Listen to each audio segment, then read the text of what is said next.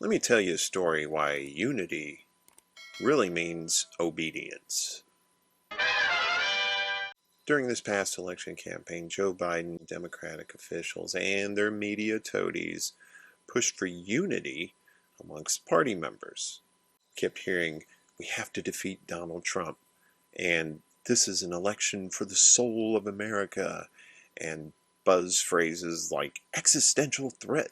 Existential threat to our country. Represents an existential threat to democracy. The president is literally an existential threat. The fear-mongering was ramped up to new heights, and it worked. Barring some John Cusack-helmed 2012 apocalypse, it looks like Biden will be our 46th president. Yay. The election wasn't necessarily for one candidate or another, but rather a rebuke of the opposition parties. In a Pew Research poll conducted in August of this year, 53% at the time said they would vote for Joe Biden, but over half of those people said their reason for voting for Joe Biden was because he wasn't Trump. How inspiring. While Biden sat in his basement making bizarre videos and acting like grandma when she gets her first smartphone. It's recording her right now, but she doesn't know it yet. What is?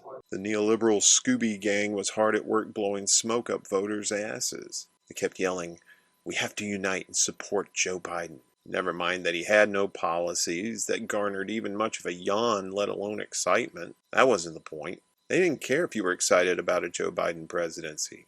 They just wanted you to be a good little soldier, go into the voting booth, do what you were told to do.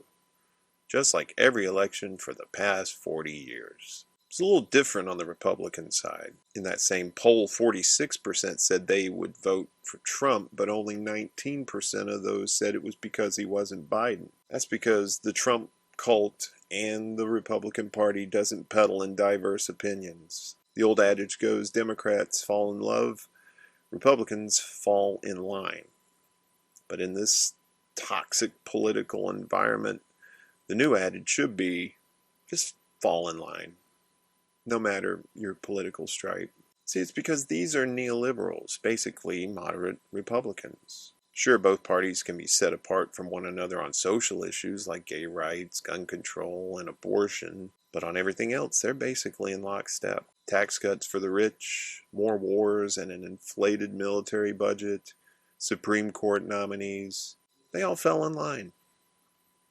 They did as they were told by Nancy Pelosi and Chuck Schumer. Your father's Democratic Party is nothing like that elitist hellscape it is today. So in order to defeat Trump, the Dems needed all hands on deck, including the progressives in the Bernie wing of the party. This was going to be a tall order. After 4 years of being made the scapegoats of a Hillary Clinton defeat at the hands of Trump in 2016, after getting hammered on the daily on social media by the latte liberals, and after another shady primary season where old dirty Barack had to step in and save the corporate Dave from the crazy socialist, Sanders supporters were going to need a lot of convincing, but that never happened. Instead, they were told that same old tired line, if you don't vote for Biden, it's a vote for Trump. All that was missing was nanny, nanny, boo, boo, stick your head in doo-doo. But make sure you vote for Joe Biden. There is unity amongst the elites. We saw that when Mayor Pete and Amy dropped out of the South Carolina primary, and then they immediately threw their support behind Biden, who had just come off his first primary win after getting humiliated in Iowa, New Hampshire, and Nevada. We saw that when Elizabeth Warren, who hadn't even won a single delegate, decided to stay in the race. Why?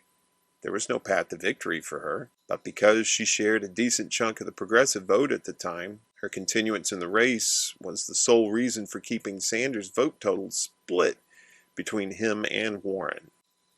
Is that a conspiracy theory? Hardly.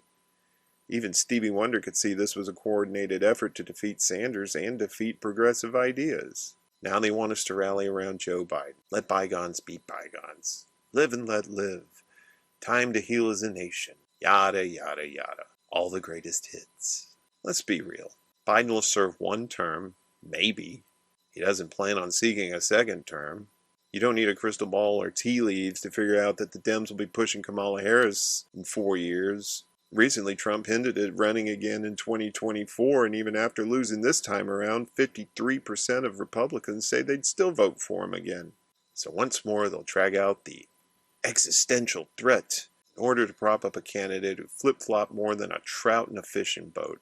Harris didn't even make it into the primary voting season after getting her ass handed to her in a debate with Tulsi Gabbard. She put over 1,500 people in jail for marijuana violations and then laughed about it when she was asked if she ever smoked marijuana. She blocked evidence that would have freed an innocent man from death row until the courts forced her to do so. She kept people in prison beyond their sentences to use them as cheap labor for the state of California.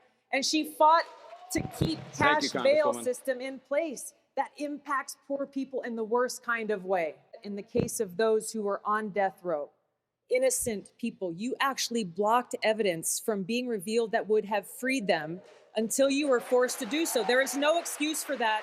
And the people who suffered under your reign as prosecutor, you owe them an apology. But since the Democratic Party is as predictable as the sunrise, I'm sure we'll all be told to vote for her, else it's a vote for Trump. Wash, rinse, repeat. The Democratic apparatus doesn't care about unity. They want obedience, just like the Republicans demand, because they are Republicans. They just don't mention pussy grabbing.